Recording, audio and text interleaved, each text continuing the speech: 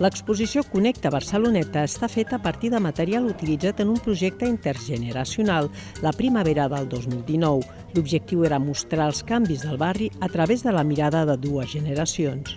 El barri amb el pas del temps, com era el barri abans, com era la gent, com vivien en el barri abans, i ara una mica què és el que tenim, i jugant amb aquesta mirada de les dues generacions, que de seguida realment va ser molt fàcil i van connectar des de la primera sessió, es van enganxar molt ràpid.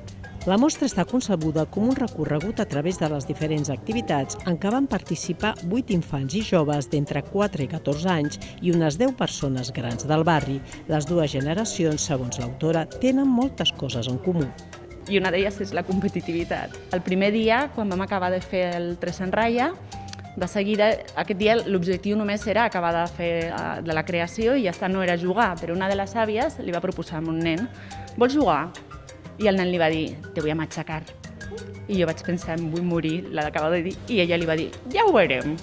Connecta Barceloneta es podrà visitar fins al 31 d'octubre a la Casa de la Barceloneta 1761.